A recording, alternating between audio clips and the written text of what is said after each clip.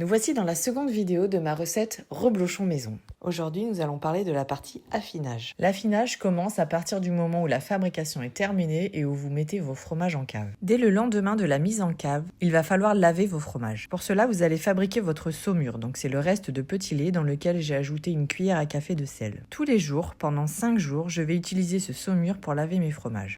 Je trempe mon étamine dedans et je vais prendre mon reblochon en main et laver le dessus, le dessous et tous les côtés. S'il vous reste un petit morceau de reblochon qui vous a servi à faire la recette, frottez la croûte avec votre chiffon imbibé de saumure. Ça vous permettra d'inoculer tout de suite la flore nécessaire pour former la croûte de vos reblochons. Une autre petite chose qui vous permettra aussi d'inoculer la flore, c'est de déposer des petits morceaux de reblochon croûte contre croûte sur vos fromages. Moi, j'ai même gardé le petit bout de bois qui avait à l'intérieur de l'emballage posé directement sur le reblochon que j'avais acheté pour inoculer, là encore une fois, la flore. Une fois que votre lavage est terminé, vous pouvez reposer votre reblochon dans la cave, en veillant bien à ce qu'il soit posé sur l'autre face par rapport au jour précédent. Comme vous pouvez le voir dans ma petite cave, les choses ont bien poussé. J'ai fait quelques petites tomes aux aromates et aux épices, avec un affinage assez court, et c'était vraiment super bon parce qu'on les a déjà tous finis. Nous sommes à présent à notre 3e jour d'affinage, donc notre 3e jour de lavage, et on peut déjà voir une sorte de croûte un peu blanche, un peu dufteuse, qui s'est formée sur les fromages. C'est bon signe, le travail commence à se faire. Je lave mes fromages, je les retourne et je les remets à nouveau en cave. Nous sommes à présent au 6e jour. J'ai terminé mon dernier lavage hier. Les fromages maintenant ne seront plus lavés tous les jours, mais simplement retournés. Afin de mieux m'organiser, j'ai mis un réveil tous les matins à 8h. Je vais tourner tous mes fromages. Et je vais faire cela pendant 15 jours. Je vais ensuite faire la même chose, mais seulement un jour sur 2, pendant une dizaine de jours. Donc si je résume tout, les 5 premiers jours, on lave les fromages et on les retourne tous les jours. Les 15 jours qui suivent, on retourne les fromages tous les jours.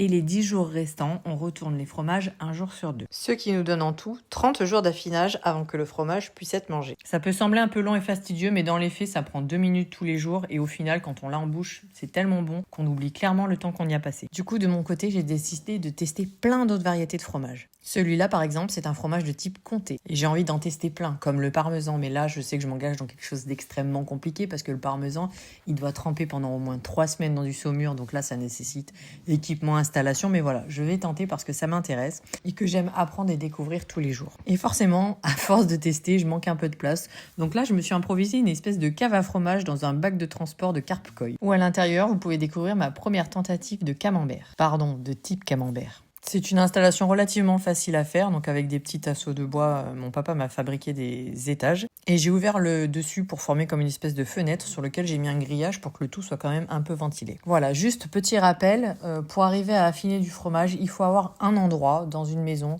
une cave, un garage, un préau, peu importe, un endroit dans lequel vous arrivez à avoir une température entre 10 et 15 degrés et une hygrométrie entre 80 et 90%. S'il y fait un peu plus frais, vous avez toujours la possibilité d'affiner vos fromages un peu plus longtemps. Par contre, s'il fait trop chaud, c'est pas la peine, ça va être très très compliqué à gérer parce que les fromages vont s'affiner beaucoup trop vite, ils vont prendre beaucoup trop de goût et du coup on n'arrivera pas au rendu souhaité. A contrario, trop d'humidité n'est pas forcément un problème et si vous en manque, il existe plein de possibilités pour arriver à augmenter le taux d'humidité. Ça peut être de les affiner par exemple dans une box comme vous voyez dans ma vidéo ou dans une caisse ou encore mettre un saladier par-dessus le fromage pour que le taux d'humidité reste élevé. Mais ça c'est possible à modifier. Par contre le trop chaud c'est pas vraiment possible à part d'y mettre une clim mais là c'est pas le but. Voilà, je pense que j'ai rien oublié sur l'affinage et si toutefois vous avez des questions, vous n'hésitez pas. Les vidéos partie 1 fabrication et partie 2 affinage resteront affichées sur mon profil. À très bientôt.